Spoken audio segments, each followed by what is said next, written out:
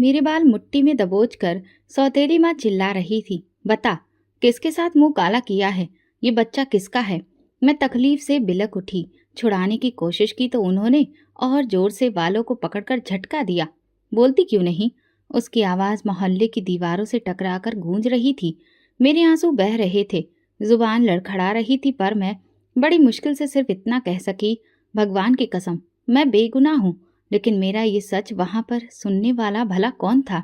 वजह यह थी कि मेरी शारीरिक कमजोरी और भूख की हालत में स्कूल में बेहोश होने के बाद जब होश आया तो प्रिंसिपल के बेटे के कमरे में पाई गई। बस इतनी सी बात थी, मगर मोहल्ले वालों ने इसका बतंगड़ बना दिया। किसी ने ये जानने की कोशिश ही नहीं की कि मैं वहां कैसे पहुंची, क्या हुआ क्या नहीं। बस एक इल्जाम लगा दिया, ये लड़की इज्जत गवा बैठी है। सौतेली माँ को वैसे भी मुझसे जान छुड़ानी थी। मेरा बाप मर चुका था, अब मैं उसके लिए बोझ बन गई थी। इस हादसे ने उसके लिए एक बहाना दे दिया था। अब वो मुझे मारने, ताने देने और घर में बेइज्जत करने का कोई मौका नहीं छोड़ती थी। मेरे सिर पर यह कौन सा कलंक लगा दिया तूने? वो दहाड़ती हुई मेरे गालों पर थप्पड़ पे थप्पड़ जड़े जा रही थी। हमें तो पूरे मोहल्ले में मुंह दिखाने के काबिल नहीं छोड़ा। पड़ोसियों की औरतें दीवार के पास से झांक रही थी, कोई आंखों में नफरत लिए तो कोई बेचारगी के भाव लिए। मेरा दिल चाह रहा था कि मैं इस जमीन में समा जाऊं। चेहरे पर तमाचों के निशान थे, दिल में बेइज्जती की जलन। मैं बस रोती रही, हाथ जोड़कर दोहराती रही, भगवान जानता है मैं बेकसूर हूँ। लेकिन वहां कोई यकीन करने को तैयार नहीं था, क्योंकि घर के मर्द भी मर चुके थे और मैं एक बदनसीब का निशान बन गई थी। सौतेली माँ ने बालों से पकड़कर मुझे दरवाजे की ओर धकेला।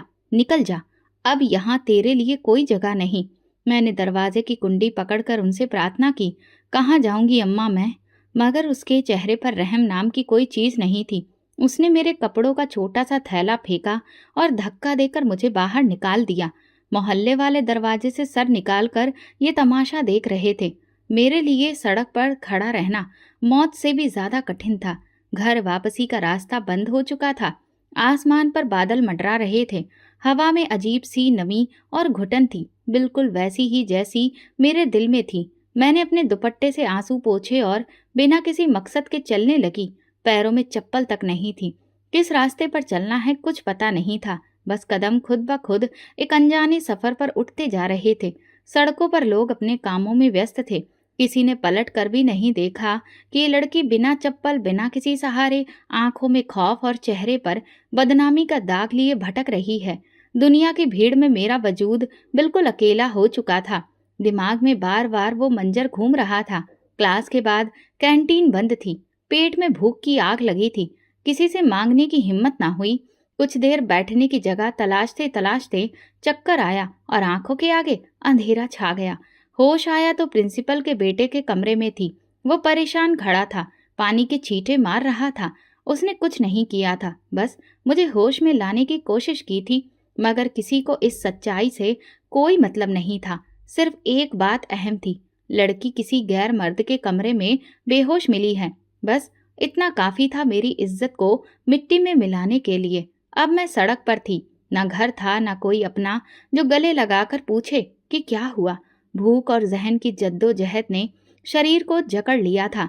हाथ खाली थे, पेट खाली था, दिल खौफ से भरा था। बारिश की बूंदें मेरे कपड़ों से टपक रही थी और हर गुजरती गाड़ी मुझे ऐसे देख रही थी जैसे कि मैं कोई तमाशा हूँ। एक पल को दिल चाहा कि यहीं सड़क पर लेटकर दम तोड़ दूं, मगर फिर माँ की सिखाई बात याद आ गई। हार मानना कमजोरों का काम है। मैंने अपने फटे पुराने कपड़ों को ठीक किया और संभल कर चलना शुरू किया। न कोई जानने वाला था, न कोई रिश्तेदार जिसके दरवाजे पर जाकर दस्तक देती। हर रास्ता बंद था, हर तरफ अजनबी चेहरे थे। थोड़ी दूर चलकर मैं एक मैदान के किनारे पहुंची, जहां झुग्गियों का डेरा लगा था। भूख और थकान से चूर होकर मैं एक खाली जगह देखकर बैठ गई। पास पड़ी पुरानी तिरपाल से एक झुग्गी बनाने की कोशिश की। ठंडी जमीन ने शरीर की हड्डियों तक में सिहरन भर दी थी। हाथ कांप रहे थे, मगर आंखों में आंसू नहीं थे। शायद रोना भी अब नसीब में नहीं रहा था। पहली रात आंखें बंद कर भगवान का नाम लेकर लेट गई। नींद कहाँ आती। हर गुजरती आहट पर दिल धक धक करता रहा। किसी कदमों की आहट सुनती तो दिल डूबने लगता। खौफ, भूख और अकेलेपन ने शरीर को बेजान कर दिया था। कभी सोचती काश उस दिन मर जाती जब सौतेली माँ ने दरवाजे से धक्का देकर निकाला था, मगर फिर कोई अंदर से कहता, नहीं, अभी नहीं, अभी तो बहुत कुछ सहना है। बाहर लगातार बारिश हो रही थी, जैसे आसमान भी मेरे हाल पर रो रहा हो। मैं कांपते हाथों से तिरपाल के टुकड़ों को जोड़ने की कोशिश कर रही थी। किसी झुग्गी के कोने से एक रस्सी निकाली और जैसे तैसे करके उन्हें बांधकर एक छोटा सा साया बनाया। ये मेरा घर था, यही मेरा ठिकाना था, मेरी पनाह का एक सहारा। थकान इतनी कि जमीन पर बैठते ही शरीर ने साथ छोड़ दिया। बारिश की बूंदें मेरे ऊपर पड़ रही थीं, लेकिन मैं खुद को छुपाने की कोई कोशिश नहीं कर रही थी। शायद अब शरीर के साथ साथ आत्मा भी थक चुकी थी। रात ढलने लगी, मेरे अंदर एक अनजाना खौफ जागने लगा। इन झुग्गियों के बीच रात के अंधेरे में कभी कुछ भटकते साए दिखते तो कभी लगते कि कुछ है ही नहीं। कभी किसी के रोने की आवाज आती तो कभी किसी के गुस्से की। हर आवाज मेरे दिल पर हथौड़े बरसा रही थी। कभी कोई नशे में धुत शख्स पास से गुजरता तो कभी कोई कुत्ता भौंकने लगता। मैं खुद में ही सिमट कर छुप जाती। मैंने अपना चेहरा दुपट्टे में लपेट लिया और आंखें बंद कर ली। दिल ही दिल में भगवान से प्रार्थना करती रही कि बस ये रात किसी तरह से गुजर जाए। रात बहुत लंबी थी। हर लम्हा, हर घंटे जितना भारी था। सर्दी, भूख और डर सब मिलकर मेरी हिम्मत तोड़ने की कोशिश कर रहे थे, मगर मैंने खुद से एक खामोश वादा कर लिया था, चाहे जो हो जाए मैं हार नहीं मानूंगी। सुबह हुई तो सूरज निकल आया, मगर मेरे शरीर में हिलने की भी ताकत नहीं थी। किसी तरह उठकर मैदान के किनारे पर बैठ गई। झुग्गियों वाले लोग अपनी दुनिया में मगन थे, कोई इधर देखता भी नहीं था। कुछ बच्चे खेल रहे थे, कुछ औरतें बर्तन धो रही थी, कुछ मर्द एक दूसरे के साथ चाय के गिलास में बातें कर रहे थे। यहाँ सब अपनी जिंदगी की जंग में व्यस्त थे। किसी के पास किसी का दुख सुनने का वक्त नहीं था। दोपहर के वक्त एक बूढ़ी औरत ने मुझ पर तरस खाकर एक रोटी थमा दी। सड़ी हुई रोटी थी, मगर मेरे लिए किसी इनाम से कम नहीं थी। मैंने जल्दी जल्दी निगल कर खाई, जैसे सदियों से भूखी हूँ, मगर रोटी ने सिर्फ वक्त की तसल्ली दी। पेट की भूख कुछ वक्त के लिए टली, दिल की भूख नहीं। 2 दिन यूं ही गुजर गए। कभी कोई फेंकी हुई रोटी हाथ आ जाती, कभी कुछ भी नहीं। बारिश ने कपड़ों को बोझ बना दिया था। शरीर पर कब से ठंड छाई रहती थी। किसी वक्त तो अपने ही वजूद से बदबू आने लगती। शर्म से नजरें झुकाए रखती, मगर खुद से नजरें मिलाना सबसे मुश्किल था। तीसरे दिन की शाम अजीब थी। आसमां सुरमई हो चुका था, हवा में नमी थी और भूख मेरे दिल दिमाग पर पूरी तरह से कब्जा कर चुकी थी। शरीर तो कई दिनों से लाचार था, मगर आज दिल भी टूटने लगा था। अक्सर सुना था कि इंसान शरीर की भूख बर्दाश्त कर सकता है, मगर इज्जत की भूख नहीं। लेकिन मैं ये दोनों तरह की जंग लड़ रही थी। उसी शाम मैं अपनी झोपड़ी के सामने बैठी मिट्टी में उंगलियों से बेमकसद लकीरें खींच रही थी। दिमाग खाली था, आंखों में कोई उम्मीद नहीं थी। तभी एक आवाज सुनाई दी। एक बड़ी चमचमाती गाड़ी मैदान में दाखिल हुई। इंजन की गड़गड़ाहट ने सबका ध्यान खींचा। गाड़ी मेरे बिल्कुल सामने आकर रुकी। खिड़की खुली और अंदर से एक मर्द ने झांक कर देखा। उसकी आंखों में दिलचस्पी के अजीब से भाव थे।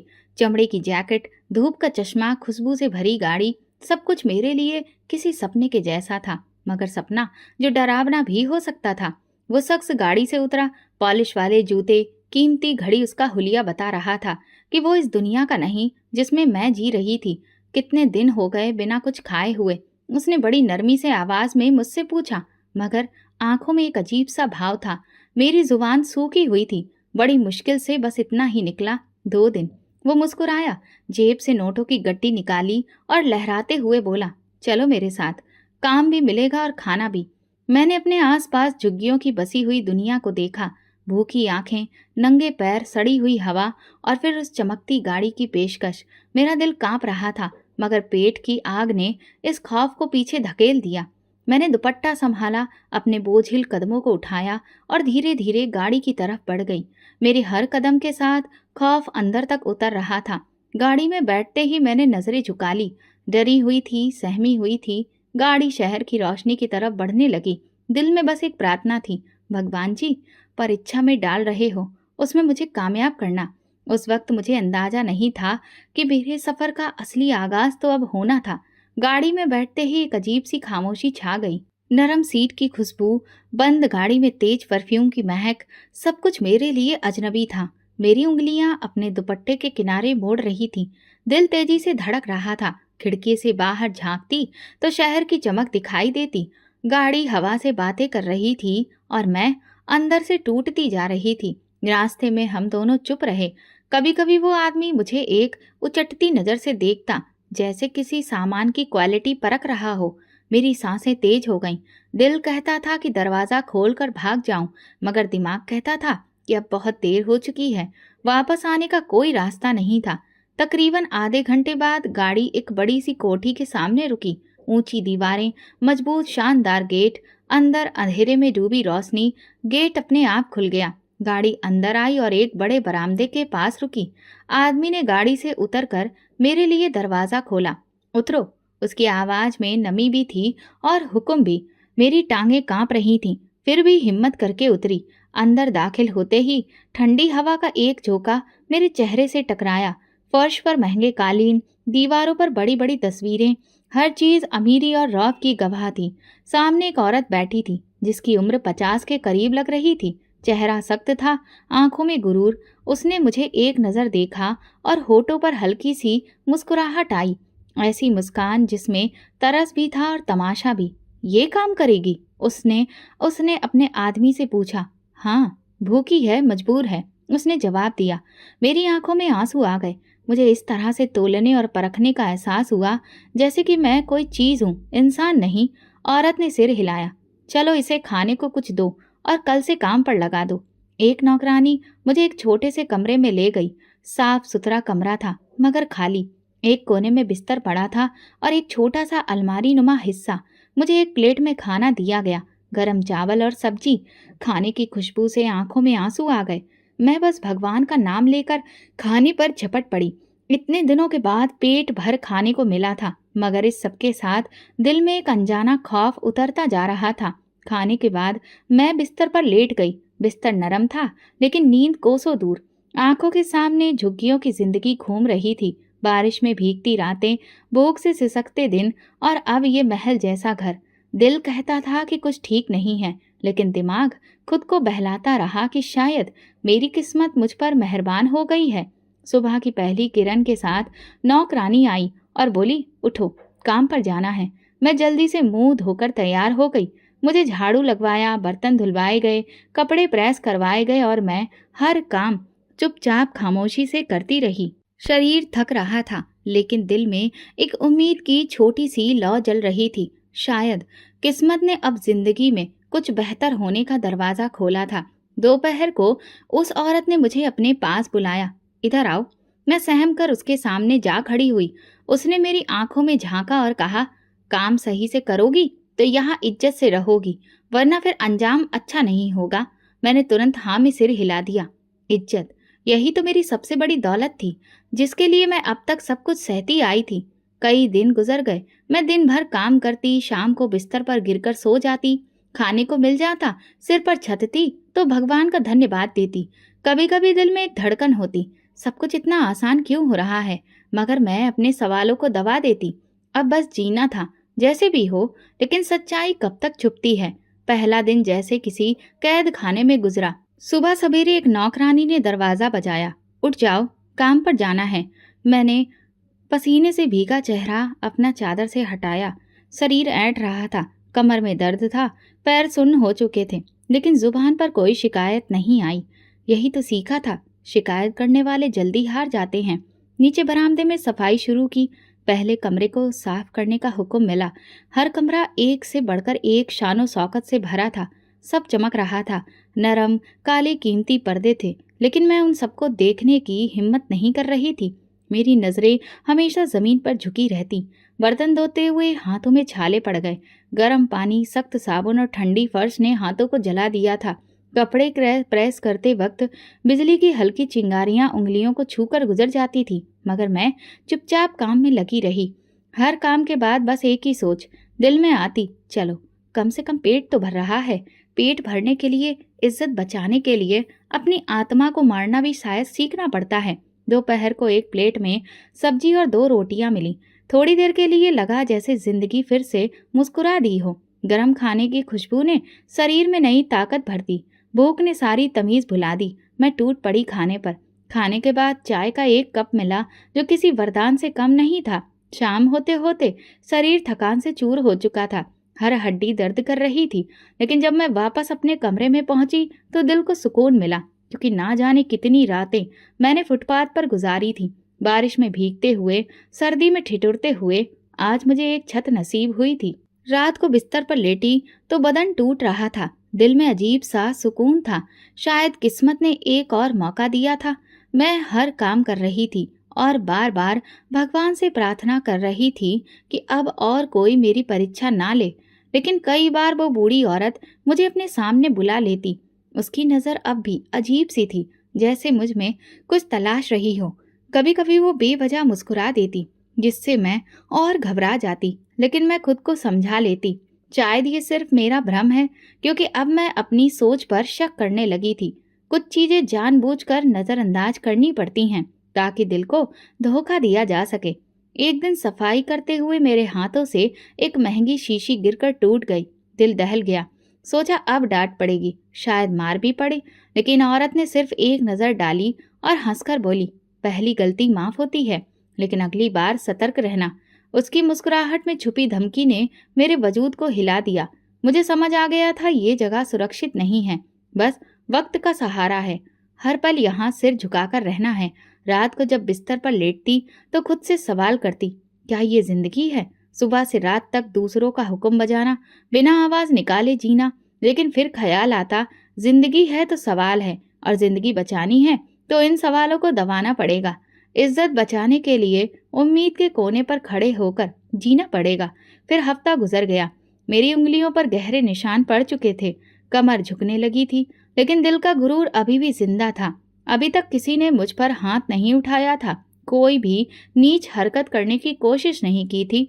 यही मेरे लिए राहत थी। कभी कभी रात के सन्नाटे में सपने आते, माँ का चेहरा, सौतेली माँ की गालियाँ, वो धक्के, वो झुग्गियों की ठंडी रातें। फिर मैं उठकर रोती और भगवान से कहती, मैं बेगुनाह हूँ, मैंने कोई गुनाह नहीं किया, बस जिंदा रहने की कोशिश की है। अब मैंने तय कर लिया था, जैसे भी हो किसी के आगे हाथ नहीं फैलाऊंगी। न शिकायत न सवाल, बस खामोशी से वक्त का पहिया घुमाना है। शायद एक दिन किस्मत मेरा हाथ थाम ले और मैं इन सब अंधेरों से निकलकर किसी रोशनी सुबह का चेहरा देख सकूं।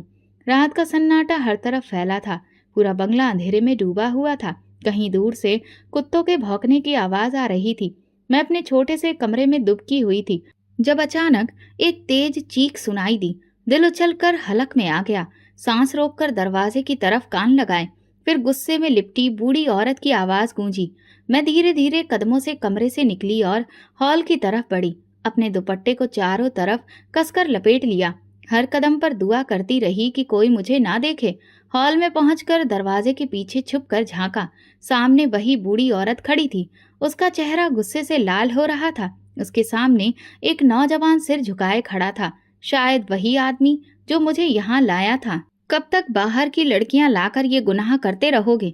कब अकल आएगी तुम्हें? बूढ़ी औरत की आवाज गरज रही थी। नौजवान ने सिर झुका लिया था। बस इस बार माफ कर दीजिए। मैं अपने रूम में खड़ी हो गई। दिल तेजी से धड़कने लगा। अब सारी तस्वीर साफ हो गई थी। मुझे समझ आ गया कि ये जो नरम लहजे में काम की बात हुई थी, ये महज एक जाल था। मेरी भूख, मेरी बेबसी का फायदा उठाने का मंसूबा बनाया गया था। ये बंगला, ये अच्छा खाना, ये सब एक कीमत के साथ था। एक ऐसी कीमत जो मैं कभी चुकाना नहीं चाहती थी। मेरे शरीर में कंपन पैदा हो गया। कदम वापस खींचने लगी, लेकिन डर से मेरे पैर सुन्न हो चुके थे। मुश्किल से मैं अपने कमरे तक पहुंची। दरवाजा बंद किया और अंदर से कुंडी चढ़ा ली। दीवार के साथ टेक लगाकर मैं जमीन पर बैठ गई। दुपट्टे में मुंह छुपाकर फूट फूट कर रोने लगी। सारी रात कमरे के अंधेरे में जागती रही। हे भगवान, ये सब क्या है? मैं भगवान को पुकारती रही और खुद को खोजती रही। दिल में एक ही सवाल पूछता रहा, मेरे साथ बार बार ऐसा क्यों होता है? लेकिन जवाब खामोश था, सिर्फ सन्नाटा। रात की ठंडी हवाएं खिड़की के कोने से अंदर आ रही थी, जो मेरे शरीर पर पड़ रही थी।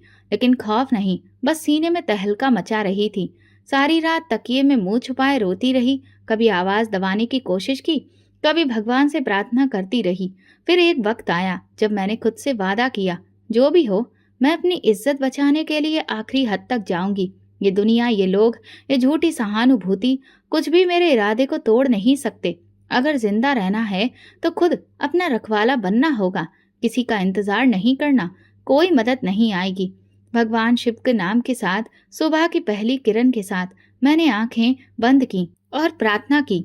दिल में अजीब सा सुकून आया, जैसे कोई अंदर से कह रहा हो, हिम्मत रखो, मुश्किलों का वक्त खत्म होने वाला है। कमरे से बाहर निकलते वक्त शरीर कांप रहा था, लेकिन दिल मजबूत था। अब मैं किसी का फरेब नहीं बनने वाली थी। मैंने खुद को संभाला, दुपट्टा ठीक किया और सर झुकाकर अपने कामों में लग गई। लेकिन दिल के किसी कोने में एक नई आग भड़क रही थी। अब हर काम करते हुए, एक कदम उठाते हुए आंखों में एक ही इरादा था, इज्जत पर कभी समझौता नहीं होगा, चाहे उसकी कीमत मेरी जान ही क्यों ना हो। उसी दिन जब बूढ़ी औरत ने मुझे देखा तो उसकी आंखों में कुछ बदलाव था, जैसे वो मेरी खामोश बगावत को महसूस कर रही हो। लेकिन मैंने नजरें झुका ली और काम जारी रखा, कोई कमजोरी जाहिर नहीं होने दी। खामोशी से अपने हिस्से का काम किया और दोबारा कमरे में आकर दरवाजा बंद कर लिया। अब मैं हर रात सोने से पहले ये प्रार्थना करती, भगवान मुझे अपने रास्ते पर कायम रखना, मेरी इज्जत की सुरक्षा करना। और हर सुबह एक नए इरादे के साथ उठती। जिंदगी एक जंग थी और मैं इस जंग की सिपाही बन चुकी थी। अब मैं अपनी जंग खुद लड़ने वाली थी, अपने असूलों पर, भगवान की मदद से। चाहे रातें कितनी ही कठिन हो, मैं पीछे हटने वाली नहीं थी।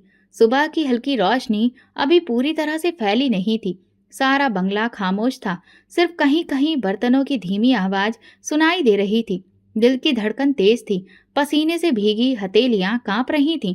मैंने कमरे के दरवाजे की कुंडी धीरे से खोली ताकि कोई आवाज ना हो, इसलिए पूरी ताकत लगाकर उसे हल्की सी हरकत दी। दुपट्टे को अच्छे से लपेटा और धीरे धीरे कदम बढ़ाए। हर कदम के साथ डर बढ़ रहा था, जरा सी आहट पर दिल दहल जाता, लेकिन अब रुकने का सवाल ही पैदा नहीं होता। मैं चोरों की तरह अपना रास्ता पकड़कर धीरे धीरे दरवाजे की तरफ बढ़ी। खुशकिस्मती से दरवाजा थोड़ा सा खुला हुआ था। बस एक जोरदार धड़कन दिल में महसूस हुई और मैं दौड़ पड़ी। नंगे पैर कच्ची सड़क पर दौड़ना आसान नहीं था। पथरीले रास्ते, छोटे छोटे कंकड़ मेरे पैरों में चुभ रहे थे, लेकिन दर्द का एहसास तक नहीं हो रहा था। मेरे मन में सिर्फ एक ही बात थी, इस डर से निकलना है, जितना दूर हो सके। पीछे से कुछ चीखने चिल्लाने की आवाजें आने लगी। मैंने एक बार भी मुड़कर नहीं देखा। अगर पलट कर देखती तो शायद मेरी हिम्मत जवाब दे देती। शहर की गलियां एक भूल भुलैया की तरह थीं, कभी दाएं कभी बाएं। मैं अंधेरी गलियों में छिपती सांस रोक कर आगे बढ़ती रही। कुछ लोग मुझे हैरत से देख रहे थे।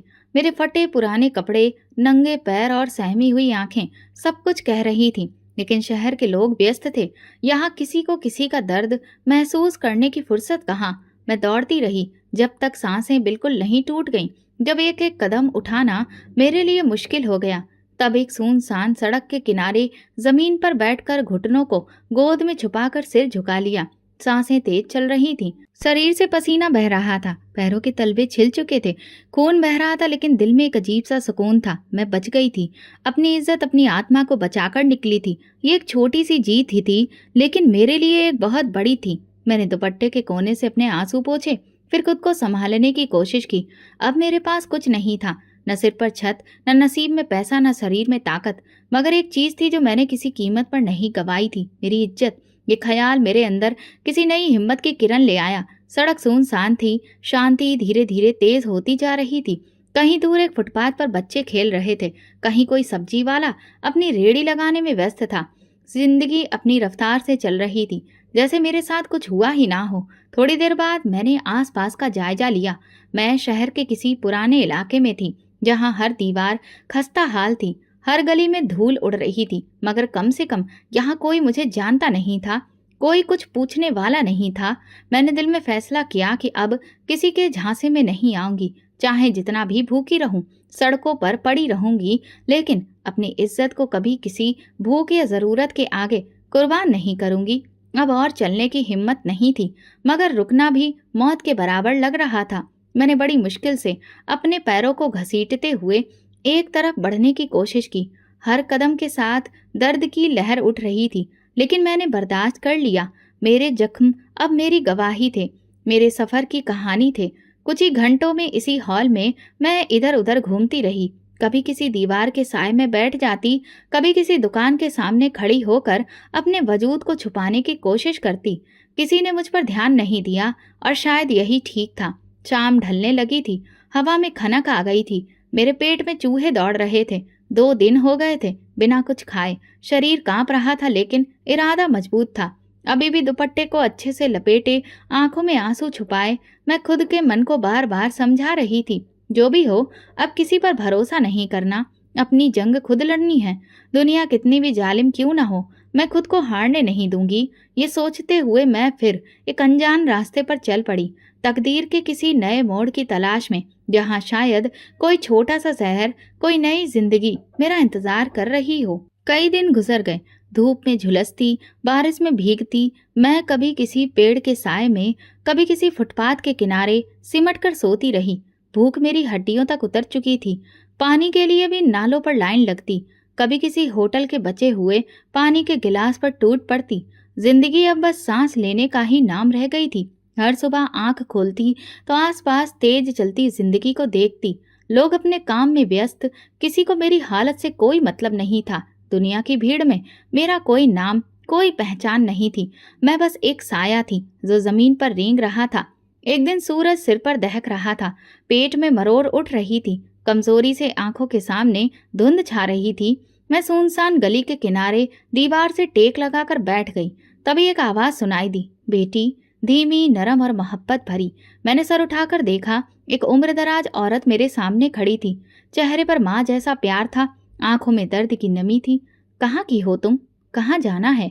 उन्होंने धीरे से पूछा। मेरी आंखों में आंसू तैरने लगे, होंठ कांप रहे थे, लेकिन मैंने मुश्किल से हिम्मत करके अपनी कहानी सुनानी शुरू की। हर दुख, हर जख्म, हर बेबसी को शब्दों में पिरोकर सुनाया। वो सुनती रही, बिना किसी सवाल या हैरानी के, जैसे मेरी हर टूटन और हर ख्वाब को समझ रही हूँ। जब मैं खामोश हुई तो उन्होंने नरमी से मेरा हाथ थामा और कहा, चलो मेरे साथ। उनका लहजा किसी सहारे की तरह था। मेरे कदम अपने आप उठने लगे। वो मुझे अपने साथ एक छोटे से मोहल्ले में ले गई। गलियां तंग थीं, मकान छोटे छोटे, लेकिन उनमें जिंदगी बसती थी। उनका घर भी छोटा सा था, छोटा सा आंगन, 2 कमरों का मकान और एक छोटा सा किचन। उन्होंने मुझे एक कमरे में ले जाकर कहा, ये कमरा तुम्हारा है, इज्जत से रहोगी बेटी की तरह। मेरी आंखों से आंसू बहने लगे। कितने दिनों, कितने महीनों बाद किसी ने मुझे इंसान समझा था। मुझे लगा जैसे भगवान ने मेरी सिसकती प्रार्थनाओं को आखिरकार सुन लिया हो। 2 वक्त का खाना मिला, कपड़े मिले, एक साफ बिस्तर मिला, लेकिन सबसे बढ़कर मुझे इज्जत मिली। ऐसी इज्जत जिसके लिए न जाने मैं कितनी रोते रोते रातें गुजार चुकी थी। वो औरत खुद भी एक मजदूर थी, धोबी का काम करती थी, लोगों के कपड़े धोती, प्रेस करती, दिन भर मेहनत करती, शाम को अपने 2 बच्चों के साथ घर आकर सादा सा खाना पकाती। उन्होंने मुझे भी अपने बच्चों जैसा ही समझा। मेरी तरफ कभी नफरत की नजर से नहीं देखा, कभी ताना नहीं दिया, बस इतना कहा, जो हुआ वो नसीब में था, आगे का रास्ता तुम्हारे हाथ में है। मैंने पहली बार सुकून से सांस ली। पहली बार रात को सोते वक्त डर ने मेरा गला नहीं दबाया। पहली बार सपने में मौत नहीं, जिंदगी दिखाई दी। अब मैं हर दिन भगवान का शुक्र अदा करती हूँ। सारी मुसीबतें, सारे जख्म जैसे धुंधले हो गए हैं। नई उम्मीद का एक चिराग दिल में जलने लगा है। सोचती हूँ कि अब दोबारा अपनी जिंदगी को बिखरने नहीं दूंगी। अब जो सपना देखूंगी वो ख्वाब की दीवारों में कैद नहीं होंगे, बल्कि अपने कदमों पर खड़े होकर इज्जत और मेहनत से आगे बढ़ने वाले होंगे। जिंदगी ने मुझे कई बार तोड़ा था, लेकिन इस औरत का प्यार भरा लहजा मुझे बताता था कि हर टूटी चीज दोबारा जोड़ी जा सकती है, हर जख्म भरा जा सकता है, बस हार नहीं माननी चाहिए। और मैंने फैसला कर लिया, अब मैं कभी हार नहीं मानूंगी। जिंदगी ने अब एक नया मोड़ ले लिया था। मेरे दिल में हर सुबह एक नया मकसद होता। उस औरत के शब्द मेरे अंदर कहीं गूंजते रहते, बेटी, किसी पर बोझ मत बनो, खुद कमाओ, खुद का खाओ। ये बात मेरे लिए एक बहुत बड़ी सीख से बढ़कर एक मिशन बन गई थी। मैंने फैसला कर लिया था कि अब अपने लिए जीने का वक्त आ गया है। मोहल्ले में एक छोटा सा स्कूल था, वहाँ ज्यादातर गरीब बच्चों को पढ़ाया जाता था। एक दिन हिम्मत करके मैं वहाँ गई, कायदे से स्कूल के टीचर के सामने बैठकर अपनी बात रखी। अगर आपको किसी टीचर की जरूरत हो तो मैं यहाँ काम कर सकती हूँ।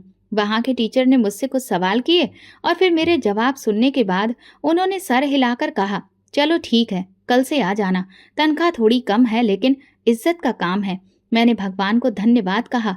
मेरे लिए तनख्वाह बड़ी या छोटी नहीं थी, असली बात ये थी कि अब मैं किसी पर बोझ नहीं बन रही थी। अगले दिन स्कूल पहुंची तो बच्चों की मासूम आंखों ने मेरा स्वागत किया। बच्चे जो नंगे पैर थे, जिनके कपड़े गंदे थे मगर चेहरे पर खुशी थी। मैंने पहली बार महसूस किया कि शिक्षा देना कितना बड़ा काम है। दिन भर मैं बच्चों को अच्छी अच्छी बातें सिखाती और उन्हें पूरी लगन के साथ पढ़ाती। बच्चे जल्दी ही मुझसे घुल मिल गए।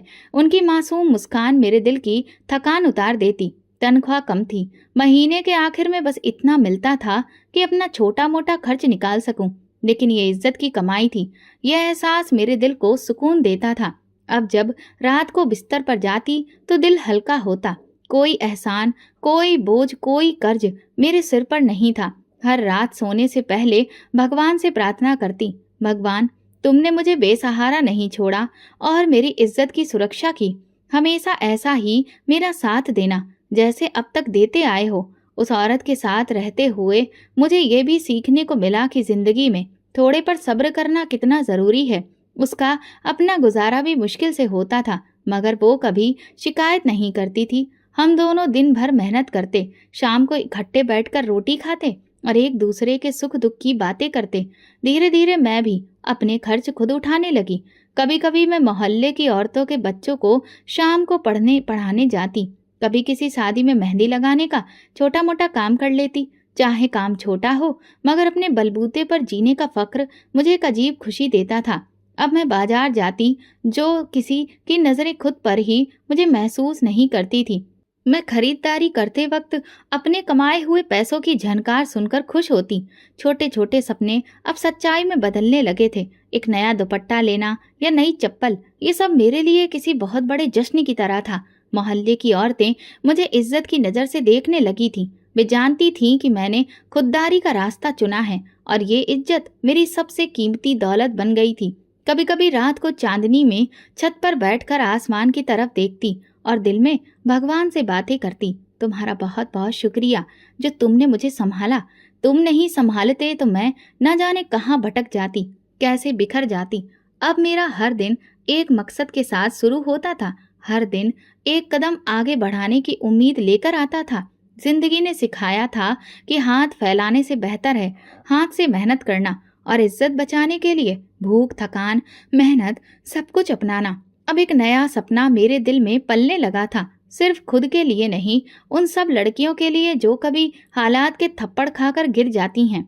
मैं सोचती थी कि एक दिन ऐसा आएगा जब मैं किसी और बेबस लड़की को अपने पैरों पर खड़ा होने का रास्ता दिखाऊंगी और उसी सपने के साथ मैं हर दिन मेहनत करती, खामोशी से, यकीन से। जिंदगी किसी हद तक अपनी डगर पर चलने लगी थी। सुबह स्कूल, शाम को मोहल्ले के कुछ बच्चों को पढ़ाना और रात को भगवान को धन्यवाद देना, यही मेरा रोज का रूटीन बन चुका था। दिल में अब डर की जगह थोड़ा सा सुकून था। मेहनत की थकान मीठी लगती थी क्योंकि ये थकान मेरी आज़ादी की कीमत थी। हर दिन एक नया भरोसा देता था कि अगर नीयत साफ हो तो रास्ते खुद ब खुद निकल आते हैं। लेकिन शायद अतीत इतनी आसानी से पीछा छोड़ने को तैयार नहीं था। एक दोपहर जब स्कूल में मैं बच्चों को पढ़ा रही थी, दरवाजे पर एक आहट हुई। सर उठाकर देखा तो वही चेहरा सामने खड़ा था, वही आदमी जिसने मुझे झुग्गी के सामने से उठाया था, जिसकी गाड़ी में मैं खौफ और बेबसी से बैठी थी। मेरी सांसें रुकने से लगी थी, हाथों से किताब गिरने ही वाली थी कि बड़ी मुश्किल से मैंने खुद को संभाला। दिल की धड़कन तेज हो गई, लगता था कि अभी सब सुन लेंगे। वह आदमी अंदर आया और फिर बड़ी ऊंची आवाज में स्कूल के प्रिंसिपल से कहा, यही है वो लड़की। मेरी आंखों के सामने अंधेरा सा छाने लगा, जमीन जैसे हिलने लगी। इतनी मेहनत से जो जिंदगी संभाली थी, एक पल में सब कुछ बिखरता दिखाई दिया। प्रिंसिपल ने एक तेज नजर उस आदमी पर डाली और सख्त लहजे में बोले, ये लड़की अब हमारे पास अमानत है, ये इस स्कूल की इज्जत है और हम अपनी अमानत पर कोई आंच नहीं आने देंगे। उनका लहजा ऐसा था कि वो इंसान एक पल के लिए घबरा गया। उसके चेहरे पर हैरानी, गुस्सा और बेबसी एक साथ आ गए। उसने कुछ कहने की कोशिश की लेकिन प्रिंसिपल सर ने सख्ती से हाथ उठाकर उसे चुप करवा दिया। जाओ यहाँ से, ये जगह तुम्हारे जैसे लोगों के लिए नहीं है, ये मंदिर के बराबर है, यहाँ ऐसी बातों की गुंजाइश नहीं। वह आदमी थोड़ी देर खड़ा रहा, फिर गुस्से से पैर पटकता हुआ बाहर चला गया। मैं वहीं बैठी कांपती रही, आंखों से आंसू निकलने लगे। बच्चे देख रहे थे, लेकिन मैंने जल्दी से अपनी आंखें पोंछी और खुद को संभाला। उस दिन मेरी समझ में एक बड़ी बात आ गई थी। दुनिया में बुरे लोग होते हैं, लेकिन भगवान ने कुछ अच्छे लोगों को भी भेजा है जो किसी लाचारी की ढाल बनते हैं। प्रिंसिपल सर जैसे लोग जो दुनिया की गंदगी से दूर बस भगवान के बताए रास्ते पर चलते हैं। जब स्कूल की छुट्टी हुई और मैं जाने लगी तो प्रिंसिपल सर ने मुझे बुलाया। उनके चेहरे पर एक सुकून और भरोसा था। वो नरमी से बोले, बेटी, डरने की जरूरत नहीं। जो इज्जत से जीता है, भगवान उसकी सुरक्षा करता है। हम तुम्हें अपनी बेटी समझते हैं। किसी की बातों या धमकियों से घबराना मत। उनकी बातों ने मेरे दिल पर मरहम का काम किया। ऐसा लगा जैसे किसी ने मेरे जख्मों पर हाथ रखा और वो ठंडे हो गए। मैंने उन्हें धन्यवाद कहा और फिर मैं घर आ गई। उस रात छत पर बैठकर आसमान की तरफ देखा तो सितारे बहुत करीब महसूस हुए। दिल से अचानक निकला, भगवान, तुमने मुझे एक बार फिर बचा लिया। जब मैं अकेली थी, तुमने मुझे सहारा दिया। जब दुश्मन पास आया तो तुमने अपने भेजे बंदे से मेरी सुरक्षा करवाई। मैं समझ गई थी, भगवान, तुम अपने भक्तों को कभी अकेला नहीं छोड़ते। मुश्किल वक्त आता है, परीक्षाएं होती हैं, लेकिन सच्चाई और सब्र करने वालों के लिए तुम खुद ही रास्ता बना देते हो, चाहे वो आखिरी लम्हे पर ही क्यों ना हो। अब मैं और ज्यादा निडर हो गई थी। अब दिल में डर नहीं था कि कोई भी आकर मेरी जिंदगी बर्बाद कर देगा, क्योंकि मैं समझ चुकी थी कि मेरी सुरक्षा मेरा भगवान कर रहा है। और फिर शिद्दत मेरे अंदर और आ गई थी। स्कूल में बच्चों को और से दिल से लगाकर मैं पढ़ाती थी। मोहल्ले में मेरी इज्जत बढ़ने लगी। लोग मुझे इज्जत की नज़र से देखने लगे और ये सब मेरी खुददारी और भगवान की मेहरबानी का नतीजा था। अब मैं जान चुकी थी कि अतीत कितना भी काला क्यों ना हो, लेकिन दिल की सच्चाई और सब्र उसे रोशनी से भर सकते हैं।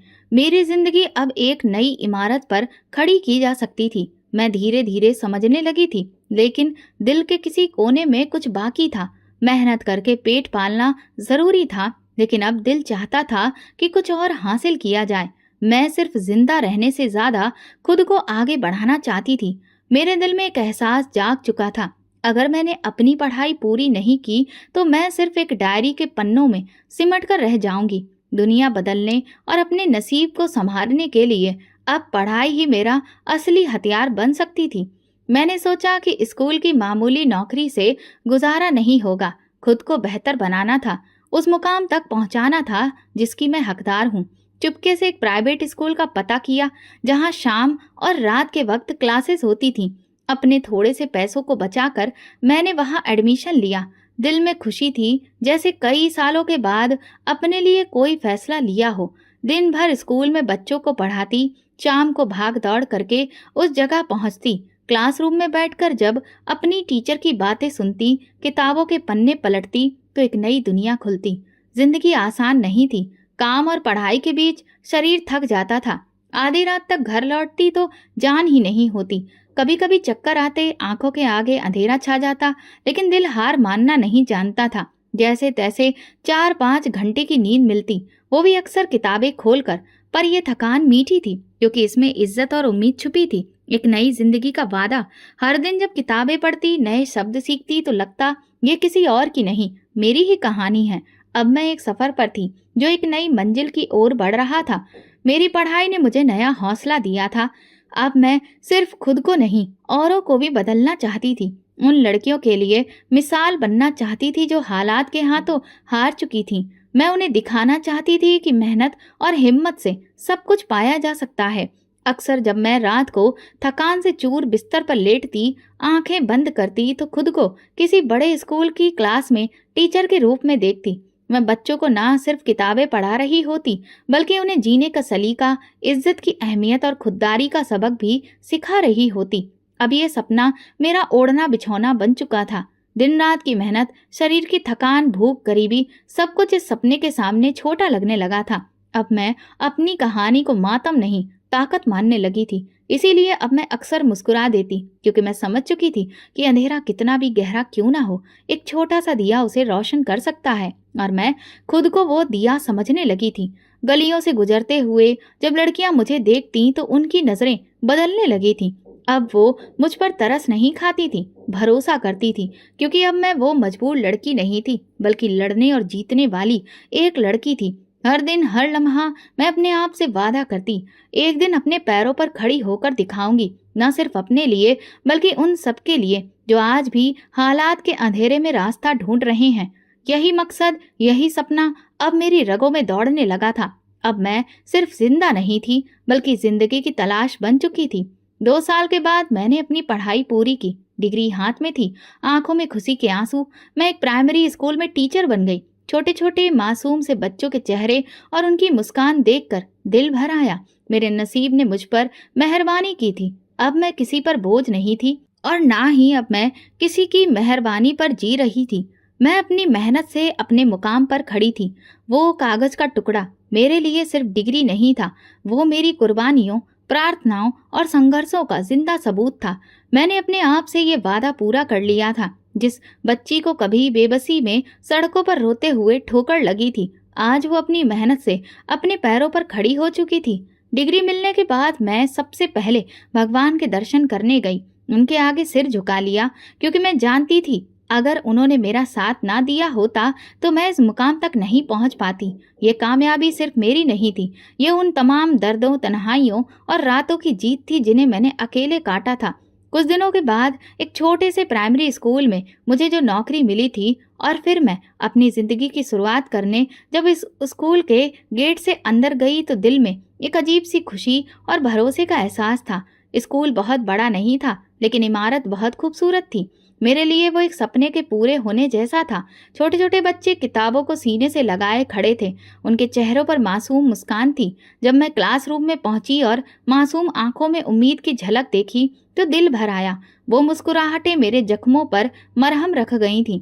वो दिन जब सौतेली माँ के ताने, बेरहम सड़कों की धूल और झुग्गियों की बेबसी ने मेरे वजूद को कुचलने की कोशिश की थी, आज मेरे लिए तमगे बन गए थे। वो दर्द, वो तन्हाइयाँ मेरी सबसे बड़ी ताकत बन गई थी। अगर मैंने हार मान ली होती, अगर मैंने अपनी खुददारी को बेच दिया होता, तो शायद आज मैं उन गलियों की मिट्टी में खो चुकी होती, किसी बेनाम कहानी का अधूरा किरदार बनकर। मगर मैंने सब्र का दामन पकड़ा, सच्चाई को सीने से लगाया और हर जख्म, हर आंसू, हर ठोकर को अपनी ईमानदारी का हिस्सा बना लिया। दोस्तों, अगर आपको हमारी कहानी पसंद आई हो तो कमेंट करके ज़रूर बताइए। वीडियो को लाइक करें और ज़्यादा से ज़्यादा शेयर करें। अगर आप चैनल पर नए हैं तो सब्सक्राइब जरूर करें और नोटिफिकेशन बेल दबाएं, ताकि अगली अपडेट सबसे पहले आपको मिले। धन्यवाद।